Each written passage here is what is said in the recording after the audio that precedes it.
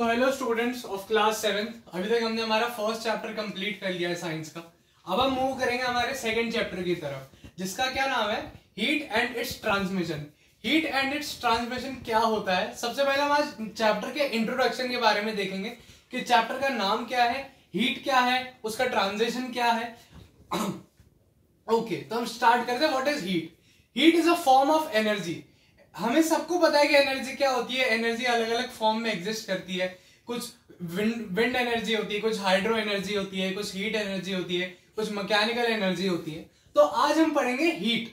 Heat is a form of energy. ये एक तरीके की एक एनर्जी है जो किसी भी एक्टिविटी के बाद या फिर किसी भी हम जो कुछ भी ऐसी चीज करते हैं उसके बाद में जब एनर्जी रिलीज हो रही है तो उसे हम हीट कहेंगे।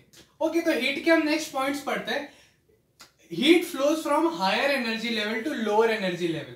तो इसके लिए ना हम एक काम करते हैं, कुछ एग्जांपल्स देखते हैं क्या क्या एग्जांपल्स है। तो ये कोल्ड मेटल प्लेट है। कोल्ड मेटल प्लेट यानी हमें अज्यूम करते हैं कि ऐसा है कि हमारे पास जो सर्दियों का टाइम होता है यानी विंटर्स में क्या है, एक प्लेट है, मेटल प्लेट है, यानी कोई भी जो लोहे की चीज है या फिर कोई भी चीज जो नेचर से एक्सपोज है उसमें क्या हो रहा है, वो टेम्परेचर यानी बाहर का क्या टेम्परेचर है, विंटर। अब विंटर की वजह से टेम्परेचर हमेशा लो रहेगा। लो रहने पे क्या हुआ, ये जो प्लेट है यानी जो एक कुछ भी मेटल की प्लेट है ये बहुत ज्यादा ठंडी हो गई है। ठंडी होने के बाद क्या होगा, जब भी हम इसके ऊपर हाथ लगाएंगे, जैसे मैंने मान लो ठंडी प्लेट है, इसके ऊपर हाथ लगाया तो मुझे क्या फील होगा, इसमें से एक जो इस प्लेट का लोअर टेम्परेचर है वो मुझे फील होगा, यानी मुझे प्लेट ठंडी लगेगी। ठंडी मुझे क्यों लगती है, इसका रीजन क्या है? ये प्लेट जो है, ये जो इसका जो टेम्परेचर है ये बहुत कम है, यानी ये जो प्लेट है वो काफी ठंडी हो गई नेचर की वजह से।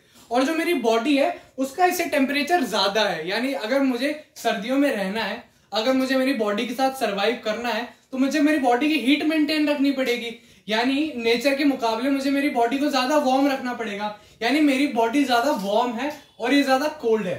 तो क्या हुआ, जैसे मैंने इस मेटल प्लेट को टच किया, टच करने से जो मेरी बॉडी की हीट है यानी मेरी बॉडी में जो जितनी भी जो गर्माश है वो इस मेटल प्लेट में जाएगी, और जितनी भी इसकी जो कोल्ड मतलब जो इसकी कोल्ड जो नेचर है इसका वो मैं अडेप्ट करूंगा, यानी जो इसकी जो ठंडा इसका टेम्परेचर है वो जो है वो मुझे ठंडा करेगा। जैसे मेरी बॉडी में वार्मथ है और इसके अंदर कोल्ड है, तो जो ये है वो वार्म होता जाएगा और मैं कोल्ड होता जाऊंगा। अगर हम इसको ऐसे नॉर्मली देखें तो हम क्या करते हैं, हम एक गिलास में गर्म पानी लेते हैं और एक गिलास में हम ठंडा पानी लेते हैं।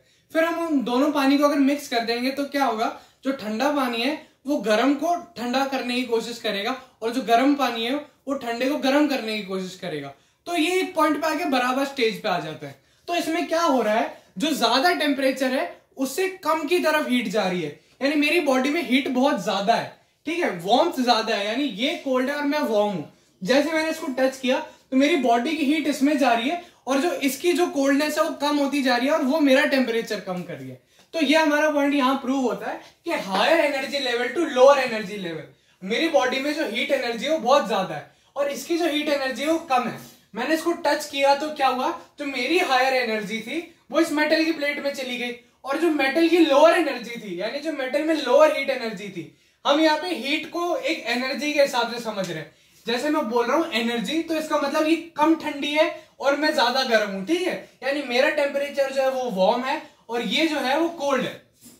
तो क्या हुआ, हायर एनर्जी लेवल से लोअर एनर्जी लेवल जा रही है, मेरी हीट इसमें ट्रांसफर हो रही है और जो इसकी ठंडक यानी इसका जो कम टेम्परेचर है वो मुझ पे ट्रांसफर हो रहा है। नेक्स्ट हम पॉइंट पढ़ते हैं, woollen clothes in winters to capture, we wear woollen clothes in winter to capture heat inside and cotton clothes in summer which are porous and helps in evaporation because of what? Here ये जो air होती है it is a bad conductor of heat। अब हम इस point को समझते हैं, जो एयर है वो एक बैड कंडक्टर ऑफ हीट है, यानी एयर से जो है वो हीट बहुत कम पास हो पाती है।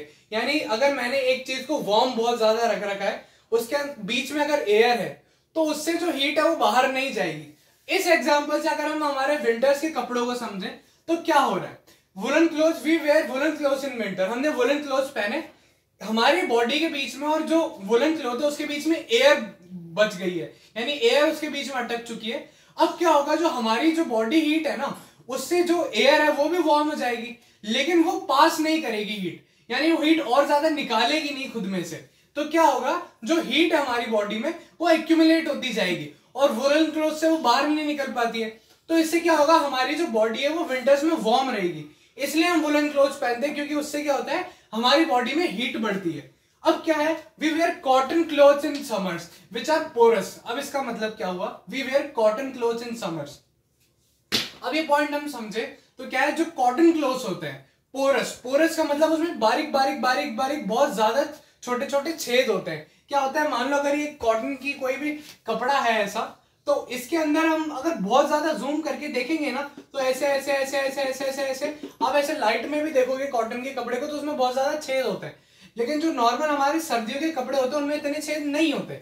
उसका रीजन क्या है, उसका रीजन ये है, जब भी हमारी गर्मी में हीट बढ़ने लगती है, हीट बढ़ती है तो क्या होता है, हमारी बॉडी से इवोपरेशन होता है। क्या होता है, हमारी बॉडी से स्वेट निकलता है और वो स्वेट हवा में चला जाता है। उससे क्या होता है, हमारी बॉडी जो होती है वो कूल डाउन हो जाती है। तो उसके लिए हमें क्या चाहिए, स्वेट को हमें निकालने के लिए, बॉडी से स्वेट को इवोपरेट करने के लिए ऐसे कपड़े पहनने पड़ेंगे जिसके अंदर से जो एयर है वो निकल सके।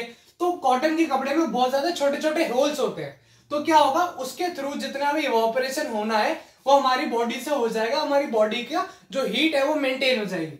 ठीक है, तो एक और मैं फैक्ट आपको समझा देता हूं। हमारी जो बॉडी होती है वो कभी भी नेचर के हिसाब से नहीं चलती है।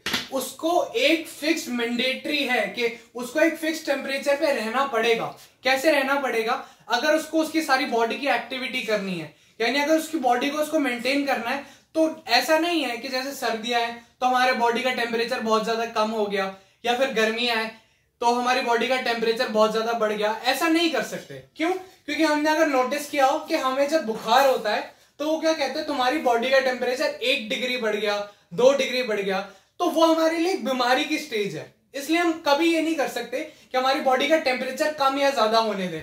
हमें नेचर के हिसाब से खुद की बॉडी को अडेप्ट करना होता है कि विंटर्स में तो हम ऐसे गर्म कपड़े पहनेंगे जिससे हमारी बॉडी में हीट ट्रैप हो, और जो समर से उसके अंदर हम ऐसे पोरस या फिर कॉटन के कपड़े पहनेंगे जिसमें बारीक बारीक छेद हो, जिसके थ्रू इवोपरेशन होगा और हमारी जो बॉडी है वो कूल रहेगी।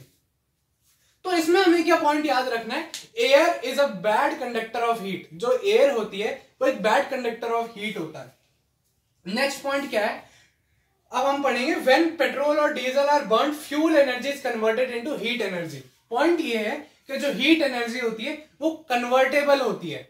या तो हम हीट एनर्जी क्रिएट कर सकते हैं, या फिर जो हीट एनर्जी हमने बनाई है उससे हम कोई और एनर्जी निकाल सकते हैं। अब हम एक एग्जांपल समझते हैं। सर्दियों में क्या होता है, सर्दियों में हमें बहुत ज्यादा सर्दी लगती है, जो हमारे हाथ है बहुत ज्यादा ठंडे हो जाते हैं, तो हम ऐसे ऐसे हम हाथों को रगड़ते हैं। ऐसे ऐसे हाथ रगड़ने से क्या होता है, अब अभी भी करेंगे तो मेरी जो आर्म्स है, यानी जो मेरे पाम्स है, इसके अंदर जो हीट जनरेट हुई है, वो हीट कैसे जनरेट हुई है, फ्रिक्शन से, with the help of friction. Friction से मेरी बॉडी में यानी मेरे पाम्स में हीट जनरेट हो गई है। ठीक है, तो हम हीट खुद भी जनरेट कर सकते हैं। तो एक पॉइंट कैसा होता है हीट जनरेट करने का, व्हेन डीजल और पेट्रोल और फ्यूल्स आर बर्न। जब भी हम डीजल, पेट्रोल या फ्यूल जब हम जलाते हैं तो उससे बहुत ज्यादा हीट निकलती है। जैसे हम फ्यूल जलाते हैं तो उसके अंदर से आग निकलती है, और एक आग क्या फॉर्म होता है, एक जो आग होती है वो हीट का एक फॉर्म होता है, उसमें हीट और लाइट निकलती है। तो ये एक हमने पॉइंट पढ़ लिया कि हम फ्यूल्स को जलाने के बाद भी हम हीट एनर्जी एक्सक्रीट कर सकते हैं, यानी हम हीट एनर्जी में कन्वर्ट कर सकते हैं फ्यूल्स को। Fuel energy is converted into heat energy. Next point क्या है, while cutting with a saw grinder which causes heat production on the both surfaces mechanical. अब इसका जो पॉइंट है, mechanical energy converted into heat energy. अब आप notice करेंगे जब भी हमें कोई भी मेटल की चीज काटनी होती है, तो जब भी हम उसको काटते हैं तो जैसे ही वो उस पर टच होती है, वो चलने लगती है मशीन, उसमें बहुत ज्यादा चिंगारी निकलती है। या फिर जो प्लेट होती है वो सीधे काटने के बाद हम उसको पकड़ नहीं सकते क्योंकि बहुत ज्यादा गर्म हो जाती है। अगर आपको नोटिस करना हो तो एक लकड़ी का छोटा सा टुकड़ा अगर आपने कभी देखा, वो अगर 100 से काटते हैं, यानी हम उसको आरी से काटते हैं, जो आरी होती है वो भी गर्म हो जाती है और जो लकड़ी का टुकड़ा है वो भी गर्म हो जाता है। तो इसमें क्या हुआ, मैकेनिकल एनर्जी, यानी हम उसमें खुद पावर लगा रहे हैं, खुद में हम उसमें मैकेनिज्म कर रहे हैं, यानी मैकेनिकल एनर्जी हम उसे दे रहे हैं। उससे क्या हो रहा है, उससे जो हीट एनर्जी है वो निकल रही है। कैसे, जो बोथ सर्फेसेस है, यानी 100 का जो मेटल का सर्फेस है वो भी, और जो चीज मैं काट रहा हूं वो भी, दोनों चीजें गर्म हो रही हैं। तो ये एक पॉइंट है जिसमें हमने मैकेनिकल एनर्जी को किसमें कन्वर्ट किया, हीट एनर्जी में। नेक्स्ट पॉइंट क्या है, heat energy converted into different forms of energy. ठीक है, अब डिफरेंट फॉर्म्स ऑफ एनर्जी कैसे, हमने हीट एनर्जी ली, हमने हीट प्रोड्यूस की, तो कई केसेस में ऐसा होता है कि हीट प्रोड्यूस करते करते हमारे साथ लाइट भी प्रोड्यूस होती है। तो ये क्या हो रहा है कि जब हमने हीट प्रोड्यूस की तो लाइट भी प्रोड्यूस हो रही है। और इसका एक और एग्जांपल क्या है, thermal power plant. What is thermal power plant? Thermal power plant ये होता है जब भी हम जो हीट है उसकी हेल्प से हम जैसे इलेक्ट्रिसिटी प्रोड्यूस करते हैं, ये पावर प्लांट होता है। पावर प्लांट में क्या होता है, हम इलेक्ट्रिसिटी जनरेट करते हैं with the help of coals या फिर जो भी थर्मल पावर प्लांट होता है, यानी हीट के हेल्प से जब भी हम इलेक्ट्रिसिटी प्रोड्यूस करते हैं तो वो क्या कहलाता है, थर्मल पावर प्लांट। तो एक बार हम रिवाइज करते हैं, heat is a form of energy. ठीक है, ये हमारा सबसे पहला पॉइंट है। Heat flows from higher energy level to lower energy level. मैंने कोल्ड प्लेट को टच किया तो मेरी जो बॉडी में जो हीट है वो इसमें ट्रांसफर हो रही है। ठीक है, और अगर मैंने हॉट प्लेट को टच किया यानी वार्म प्लेट को टच किया तो जो इसकी एनर्जी है वो मुझ में आ रही है। मैंने गर्म प्लेट को छुआ तो मेरा हाथ गर्म हो जाएगा, और अगर मैंने ठंडी प्लेट को छुआ तो मेरा हाथ ठंडा हो जाएगा। ठीक है, तो higher energy level to lower energy level जो हीट होती है वो फ्लो करती है। नेक्स्ट पॉइंट क्या है, woollen clothes in winter and cotton clothes in summers. ये हमने समझ लिया इसका पूरा पॉइंट क्या है।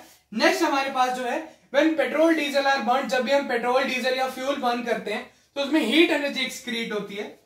व्हाइल कटिंग विद सॉ, हम जब भी किसी लकड़ी के टुकड़े को काटते हैं या कुछ भी ऐसा एक्शन करते हैं, मैकेनिकल एक्शन, तो हम मैकेनिकल एनर्जी को भी जब हीट में कन्वर्ट करते हैं तो ये कन्वर्जन कहलाता है, mechanical energy into heat energy. और क्या होता है, हम हीट एनर्जी की हेल्प से कई बार हम जो थर्मल पावर प्लांट होता है उसके अंदर इलेक्ट्रिसिटी भी जनरेट कर देते हैं। तो ये हमारे हीट के पॉइंट्स है, heat and it's transmission. Transmission यानी कन्वर्ट होना, यानी बदलना, एक एनर्जी से दूसरी एनर्जी में जाना। तो हमने पढ़ा हीट क्या होता है एंड व्हाट इज ट्रांसमिशन। तो एक बार आप ये पॉइंट्स देख लीजिए और नोट कर लीजिए।